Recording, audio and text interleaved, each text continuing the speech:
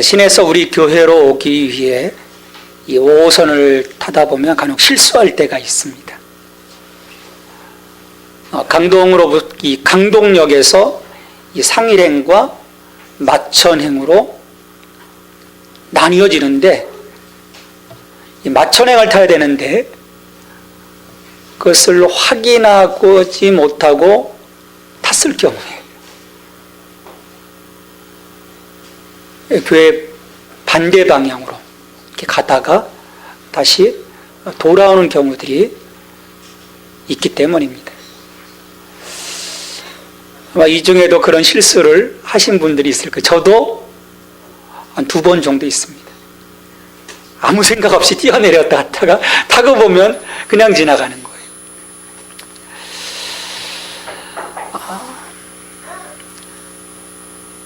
마천행인지 상일행인지 확인하는 것이 어쩌면 사소한 것 같아 보입니다. 하지만 잘 가던 진행하던 그 열차가 어느 순간 갈림길에서 내가 원하는 방향과 다른 방향으로 갈 수 있기에 그만큼 소소한 선택일 수도 있지만 한편으로는 매우 중요한 선택이기도 합니다.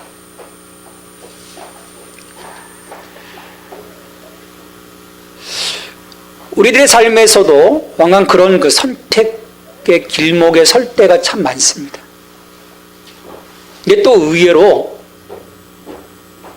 그 선택의 끝에 어떤 그 결과들이 예상될지 전혀 생각하지 않고 그냥 선택하는 경우들이 또 있다는 게 우리 삶의 문제인 거예요.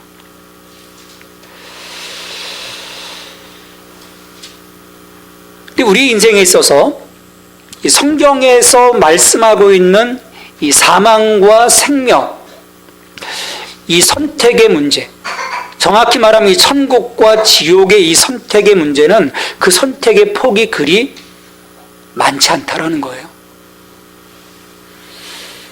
여기서 우리의 선택은 단지 2가지 중 하나입니다. 우린 좀 다양한 선택이 있으면 좋겠는데 제3의 선택, 4의 선택, 이 다원화된 세상 속에서 그런 선택들을 좀 우리는 했으면 좋겠는데 성경은 그렇지 않은 거예요. 게다가 이미 이 선택의 여지도 없이 모든 사람은 사망의 권세 아래 있다는 것입니다. 그게 성경의 주장이에요. 그래서 이 선택은 그냥 그 자리에 바보처럼 머물 것인가 아니면 거기에서 나올 것인가의 선택입니다. 해라 모르겠다, 난 그냥 갈란다. 그 선택을 할 것인지 거기서부터 내가 나올 것인지, 여기에 대해 그 어떤 지식도 없이 그냥 잘 살아가고 있는 이들에게 이 성경의 이 사실을 이야기하면 그들의 반응은 뻔합니다. 왜 그래야만 하는 거예요? 왜 그래야만 하는 것입니까? 그게 반응이에요. 요즘 세상은요, 개인주의로 팽배해져 있습니다. 한 사람의 잘못으로 그 책임을 공동체가 함께 감당해야 한다는 것은요, 매우 낯선 일입니다. 우리 사회에서 이 연자제, 연대책임, 연대보증이란 말도 실은 옛말이 되었습니다. 자, 이런 성향 때문에 이 로마서 5장 12절 이하의 말씀은 이 석유 개인주의의 어떤 영향을 받은 많은 사람들에게 어필하기가 참으로 어려운 본문이에요. 어떻게 그 하나의 행위가 나의 현재의 상황과 미래의 어떤 그 영원함을 바꿀 수 있을까? 나의 미래에서 어떤 삶을 바꿀 수 있을까? 역질문할 수 있기 때문입니다.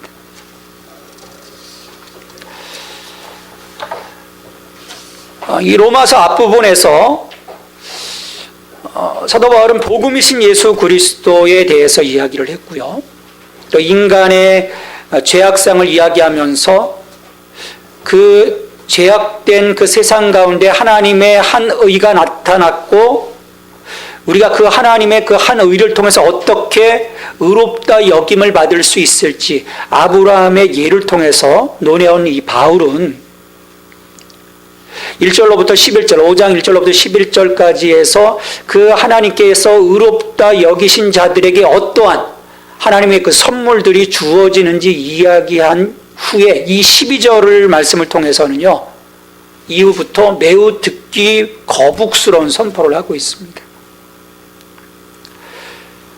그러므로 한 사람으로 말미암아 죄가 세상에 들어오고 죄로 말미암아 사망이 들어왔나니 이와 같이 모든 사람이 죄를 지었으므로 사망이 모든 사람에게 이르렀느니라. 이 대표성을 지닌 첫사람 아담을 통해서 죄가 들어왔고, 죄로 인해 모든 사람에게 사망이 이르렀다는 주장을 선뜻 받아들일 사람은 별로 없습니다. 당신 죄인입니다. 그렇게 우리가 복음을 전하다 보면요, 수긍하지 않습니다. 아담이 내 운명을 선택했다, 그가 불순종한 것으로 내 운명이 결정되었다, 이건 공평하지 않기 때문입니다. 그럼에도 바울은 그렇다 강력하게 주장합니다. 아담으로 인하여 죄가 들어왔고 죄로 인하여 사망이 모든 사람에게 임하였다. 모든 사람이 죄인이다. 그리고 사망이 모든 사람에게 이르렀다.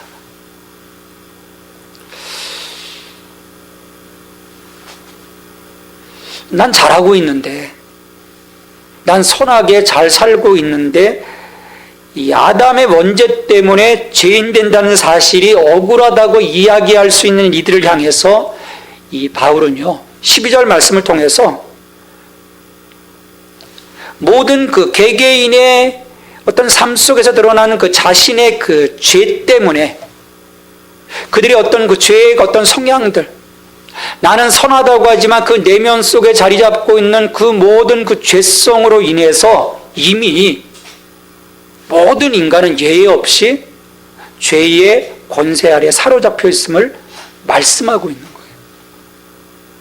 우리가 아무리 부인하더라도 바울은 성경 말씀의 권위를 통해서 그렇다라고 선포하는 거예요. 이 갈등 구조가 생길 수밖에 없는 거예요. 이걸 어떻게 우리가 풀어갈까?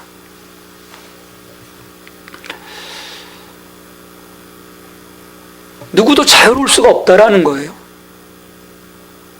왜냐하면 여전히 우리 안에서 이루어지고 있는 이 악한 어떤 그 선택들이 하나님의 그 선하심에 대항했던 한 사람 아담을 우리 스스로 강력하게 지지하고 있기 때문입니다.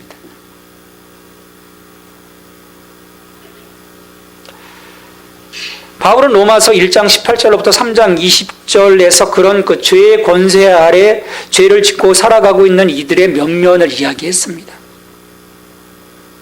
그럼 한번 이 로마서 1장 18절부터 3장 20절까지를 여러분 그 자신을 돌이켜보면서 하나하나 묵상해 보십시오. 과연 내가 자유로울 수 있을까? 그렇지 못하다는 거예요. 그러니까 바울에게 있어서 분명한 것은 인간이 된다는 것은 죄에 의해 부패된다는 사실입니다. 이 자연인 인간 자체의 본성이 그러하다라는 거예요.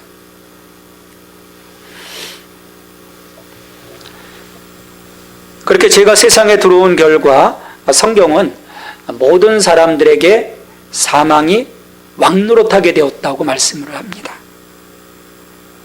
14절 말씀입니다. 그러나 아담으로부터 모세까지 아담의 범죄와 같은 죄를 짓지 않은 자들까지도 사망이 왕노릇하였나니 아담은 오실 자의 모형이라. 한 사람 아담 이래로 죄와 죽음이 세상에 들어와 실존하는 세력이 되었다는 거예요. 그로 말미암아 이 죄와 사망의 강력한 지배하에서 우리도 지금 살아가고 있다는 것이 이 말씀의 주장입니다.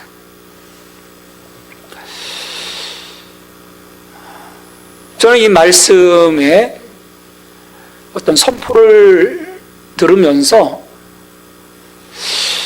이 죄의 건세가, 이 죄의 이 뿌리가 얼마나 깊은가 그런 생각을 해봤어요.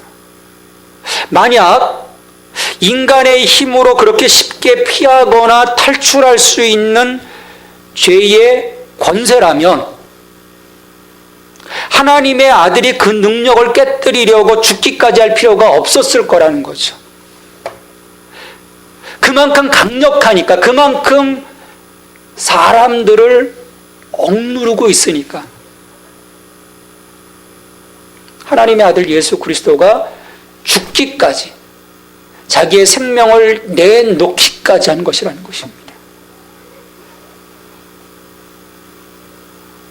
한쪽을 생각해 보면 죄 아래 노출되어 있는 우리들의 삶이 얼마나 참혹할 수 있는지를 보게 되는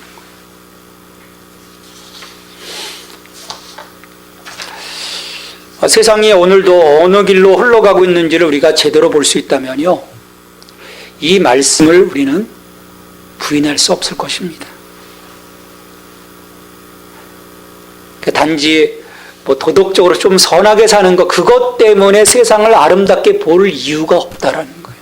그 내면 속에 흐르고 있는 그 사악함을 우리가 볼 수 있다면, 아, 그렇군요, 정말 모든 사람들이 죄인이군요라고 우리는 수긍할 수밖에 없다라는 것입니다.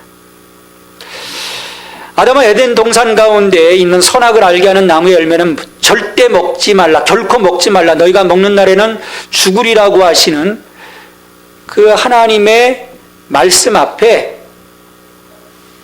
하나님처럼 될 수 있다는 그 뱀의 유혹에 넘어가 하나님의 말씀을 어기고 열매를 따먹습니다. 그로 인해 아담은 하나님의 심판을 받고 에덴에서 쫓겨났습니다. 아담이야말로 마땅히 받을 벌이지만 그와 같은 범죄를 짓지 않은 이들까지도 사망이 왕노릇하다 했다고 하는 것, 그것은 그 아담 이후의 모든 인류에게는 억울한 일인 거예요. 자기는 그 자리에 있지도 않았는데.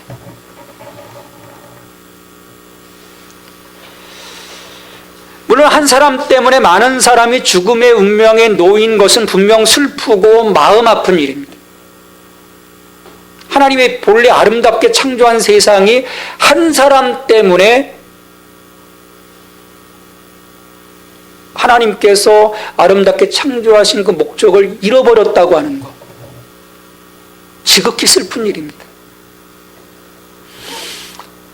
그렇지만 바울은 이 아담으로 인해 사망이 모든 인류 가운데 왕노릇했다고 이야기함으로써 하나님께서 또 다른 가능성을 그대로 이 사람들에게 열어놓았음을 또 선포를 해요.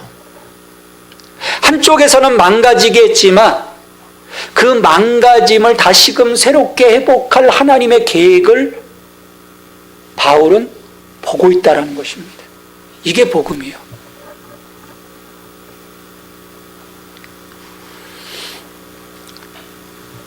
그러니까 하나님께서 죄로 인한 슬픔과 고통을 넘어설 수 있는 길을 이 아담이 범죄한 순간부터 예비하셨고 마침내 예수 그리스도 안에서 길을 열어주셨기 때문입니다. 만약 우리가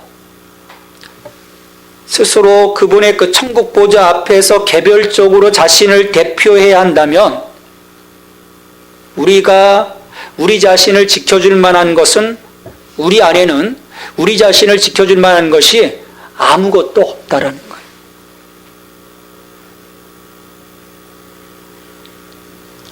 그래서 우리의 죄를 대변해 주실 은총의 길을 하나님은 열어놓으신 것입니다.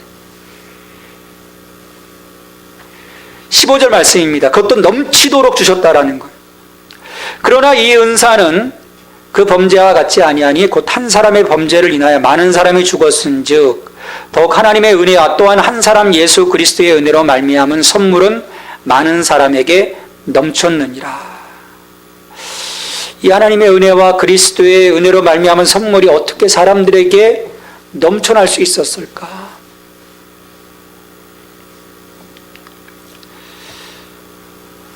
하나님은 죄밖에 보이지 않는 상황에서 인류가 황폐하게 망가져버린 바로 그 자리에 친히 내려오셨습니다. 성육신하셨어요. 오신 목적은 과거를 단순하게 회복하고자 함이 아닙니다. 우리가 성경을 볼 때 정말 중요한 부분입니다.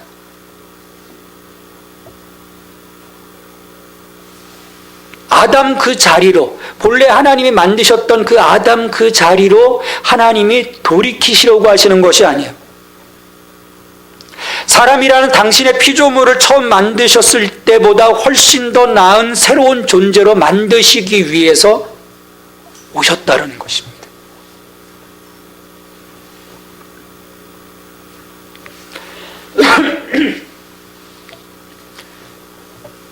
우리가 새로운 존재로 나아가기 위해 예수님을 붙잡을 것인가?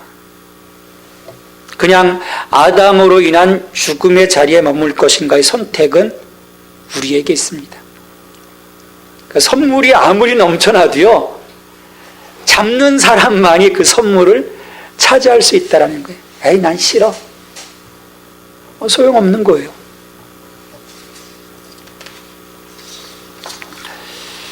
거기에서 어느 길을 선택하느냐에 따라 정죄냐, 의롭다 하심이냐, 그 결과가 확연하게 달라지는 것입니다. 16절 말씀입니다. 또 이 선물은 범죄한 한 사람으로 말미암은 것과 같지 아니하니 심판은 한 사람으로 말미암아 정죄에 이르렀으나 은사는 많은 범죄로 말미암아 의롭다 하심의 이름이니라.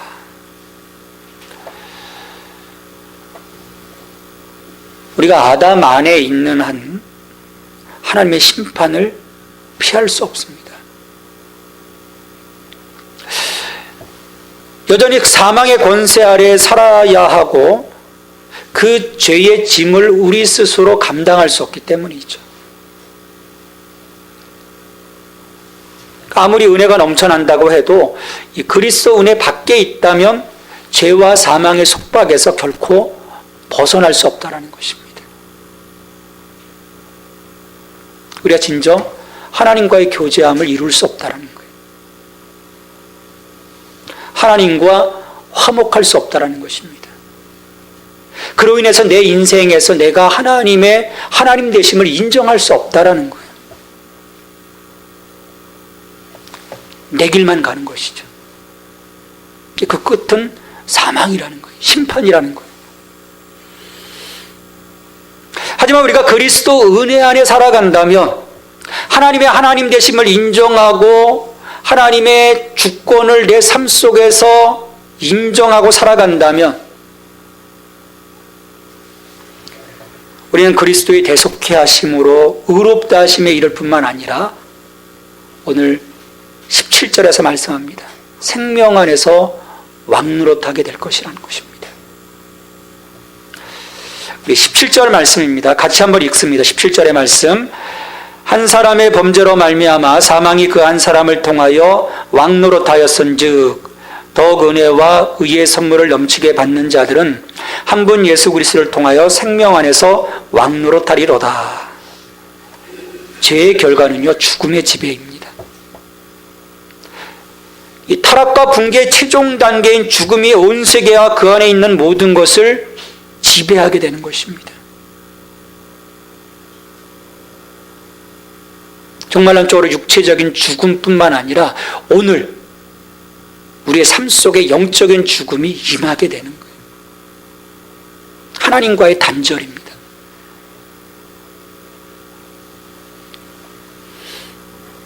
하지만 예수 그리스도의 의로운 행기로 말미암아 더욱 은혜와 의의 선물을 넘치게 받는 자들은요, 18절 말씀처럼 생명을 얻었고 뿐만 아니라 나아가서 생명 안에서 왕노릇하게 될 것이라 말씀을 하고 있어요.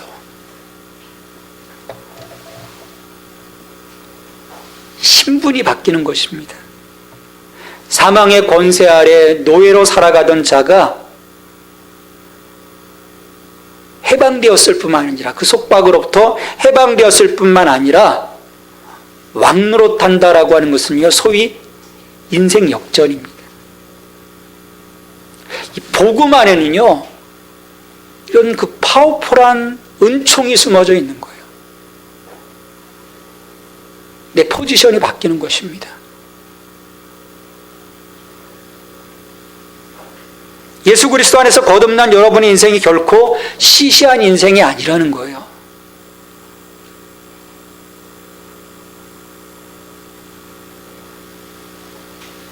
우리에게 하나님이 킹십을 주셨습니다. 왕권을 주셨어요.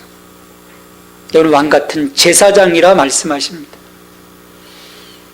생육 번성 충만하고 이 땅을 다스리라 말씀하십니다.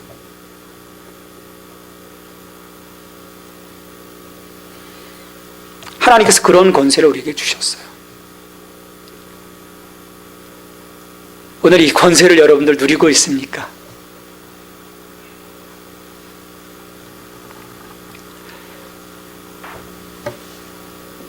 자, 이처럼 하나님의 이 선물, 그 선물은 어디에서부터 시작되는 것인가? 이 생명과 죽음은 어디에서부터 시작될까?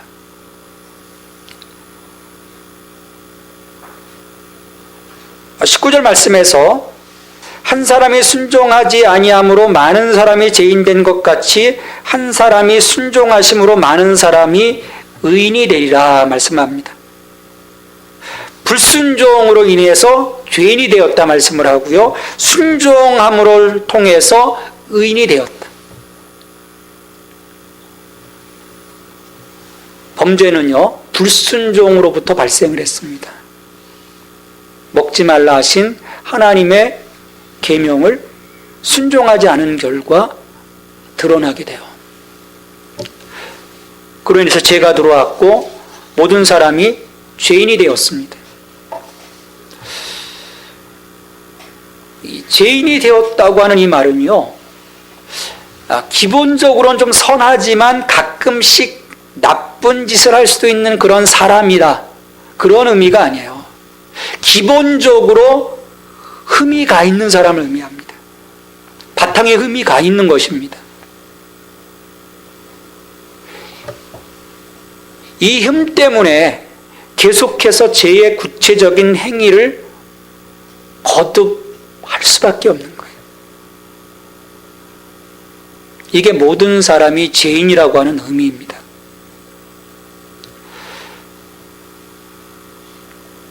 그 흠을 우리가 없앨 수 있다?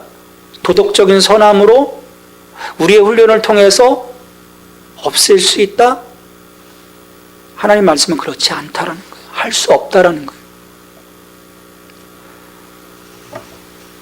오직 한 사람 예수 그리스도의 순종으로 은혜, 그 흠이 가려지고 덮여지고 의롭다 여김을 받을 수 있다라고 오늘 말씀은 주장하는 것입니다.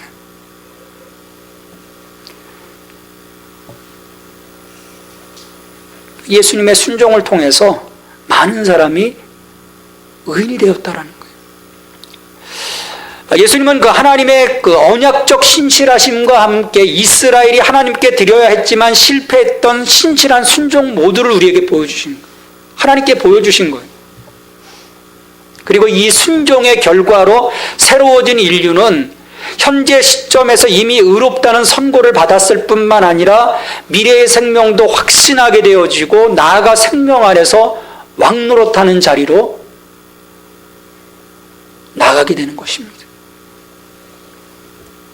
아담이 불순종함으로 저질러졌던 그 모든 결과를 무효케 함으로써 예수 그리스도는 인류를 새로운 목적을 향할 수 있게 방향 전환을 시켜주신 거예요. 가던 길에서 터나도록 하신 것입니다.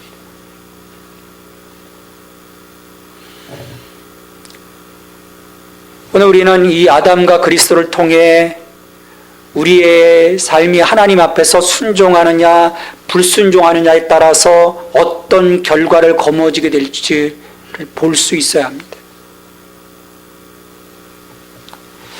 하나님은 하나님의 이 언약, 이 곧 세계를 바로 잡으시려고 계획하신 언약에 신실하셨습니다.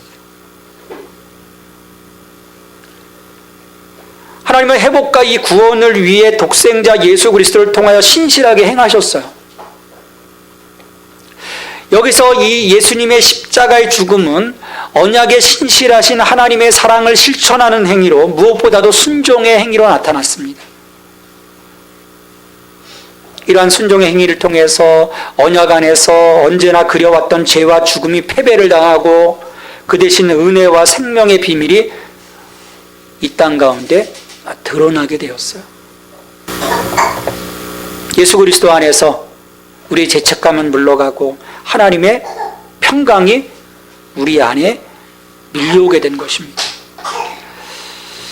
오늘 우리 안에서는요, 전쟁이 치열하게 이루어지고 있습니다.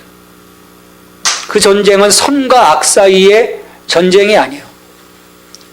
우리의 영혼을 차지하려고 다투고 있는 세력은요, 죄책감과 은혜입니다.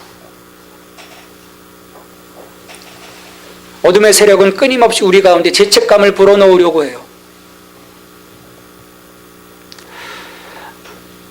우리가 신앙생활하면서도 그런 오류를 범합니다. 많은 사람들이 온갖 방법을 동원해서 내 안에 죄책감을 해결하려고 합니다. 자기 부인, 열성적인 종교생활, 봉사, 어떤 경건의 훈련, 수도원에서의 자기 훈련도 이런 목적들이 있는 거예요. 내 안에 두렵고 떨림, 그 죄책감을 어떻게든 내가 벗어버리고 싶은데, 그래서 고행을 하고 금식을 하고 자기를 학대해 봐도 그런 죄책감이 사라지지 않는 거예요. 내 안에 하나님의 평강이 밀려오지 않는 것입니다. 그러나 불행하게도 이런 방법들은요, 아담이 나뭇잎으로 자신의 불순종을 가릴 수 없었듯이 우리 안에 죄책감을 덮을 수 없습니다. 사람들은요, 자신의 이 은폐된 죄가 숨겨져 있으리라고 생각을 합니다. 꼭꼭 숨어 있으리라고 생각해요. 그러나 우리가 하나님의 말씀 앞에 정직하게 서게 된다면 우리의 죄는 감출 수 없습니다. 이 로마서 5장 20절 말씀에서 율법의 기능은 우리의 죄를 보도록 하는 데 있다라고 말씀을 해요. 여러분, 죄가 꼭꼭 숨어버린다면 어떻게 은혜를 입을 수 있겠습니까? 죄가 드러남으로써 내가 주를 바라보게 되고 주의 은혜가 넘치는 것 아니겠습니까? 그러기에 우리는 숨기를 그만두고 하나님 앞에 나와 우리 자신의 죄를 인정하고 우리 자신의 능력으로 하나님을 기쁘시게 할 수 없다는 사실을 받아들일 수 있어야 돼요. 나의 의로서는 하나님의 보좌 앞에 설 수 없다라고 하는 것을 인정할 수 있어야 합니다. 그것을 받아들이고 인정하고 하나님 주시는 은혜의 선물, 예수 그리스도를 통해 우리에게 주시는 구원의 기쁨을 우리가 누릴 수 있어야 합니다. 그것은 아담에서 시작된 옛사람의 자리에서 나오라고 부르시는 예수님의 초청에 순종함으로써 이루어지는 것이죠. 하나님은 아들 예수 그리스도를 보내셔서 우리가 살 수 없는 이 죄 없는 삶을 살게 하셨고, 또 우리가 죽어야 할 속죄의 죽음을 죽게 하셨고, 우리를 위해 부활하셔서 새 생명을 얻게 하시고 예수 그리스도를 믿는 자들을 완전히 새로운 종류의 실존으로 들어가게 하셨어요. 이전 것은 지나갔으니 보라, 새 것이 되었도다. 새로운 실존으로 들어가게 하셨다라는 거예요.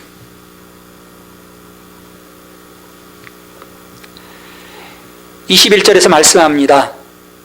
이는 죄가 사망 안에서 왕노릇한 것 같이 은혜도 또한 의로 말미암아 왕노릇하여 우리 주 예수 그리스도로 말미암아 영생에 이르게 하려 함이라. 이 선물은 은혜로 거저 주어지고 믿음을 통해서 받습니다. 선택은 우리에게 있습니다. 아담에 의해 이미 갈 곳이 결정된 인류에 속하든지 아니면 그리스도에 의해 갈 곳이 결정된 새로운 존재에 속하든지. 여러분, 오늘 나 자신이 하나님의 자녀됨을 믿습니까? 믿는다면 그 사실 자체로 우리는 왕노릇할 수 있는 존재입니다. 아담의 후손이라는 신분을 떨쳐버렸어요. 더 이상 죽은 자가 아닙니다. 예수 그리스도 안에서 산 자이면서 왕권을 가진 자입니다. 그 자리, 그 은혜의 자리, 그 권세를 결코 상실하지 않고 그리스도 안에서 우리가 지키고 나아갈 수 있어야 할 것입니다. 뿐만 아니라 우리는 거기에 걸맞는 삶을 통해서 하나님 자녀로서 하나님께 기쁨이 되는 삶을 올려드려야 할 것입니다. 그 삶은요, 다른 데 있지 않습니다. 바로 생명이신 예수 그리스도께서 가셨던 그 순종의 길, 그 순종의 길을 우리도 따라가는 것입니다. 그 길을 통해서 하나님의 은혜와 그리스도의 은혜가 우리의 삶 가운데 흘러 넘치게 되는 것이죠. 그게 오늘 우리의 힘입니다. 그 힘 없이 살아간다면, 그 선물 없이 살아간다면 우리의 끝은 자명할 것입니다. 하나님, 사순절 4번째 주간을 보내고 있습니다. 우리의 십자가를 지신 예수 그리스도를 바라보게 하시고, 하나님께서 우리 위에 예수 그리스도를 이 땅 가운데 왜 보내셨는지, 십자가를 왜 지게 하셨는지, 그 고난의 의미들을 묵상하며 우리를 향하신 하나님의 사랑과 은혜가 얼마나 놀라운 것인지를 깨달아 알게 하여 주시옵소서. 나의 죄인됨을 주님 앞에 인정하게 하시고, 오직 예수 그리스도께서 가신 그 길 가운데 우리가 순종함으로 나아가 이제 더 이상 세상 가운데 방황하고 세상 속에서 어떤 죽음의 지배 가운데 살아가는 저희들의 삶이 아니라 오늘 우리에게 선포해 주신 대로 생명 안에서 왕노릇하는 하나님의 자녀로서의 권세 있는 삶을 살아나갈 수 있는 저희들 되게 도와주시옵소서. 우리에게 이런 권세를 주셨습니다. 이런 은혜를 주셨습니다. 이것들을 옆으로 밀어버리고 여전히 옛사람의 모습으로 살아가는 어리석은 저희들이 되지 아니하도록 도와주시옵소서. 오늘도 성령께서 밝히 보여주시고 깨닫게 하시고 저희들을 견인하여 주시옵소서. 이 모든 간구를 예수님의 이름으로 기도하옵나이다. 아멘.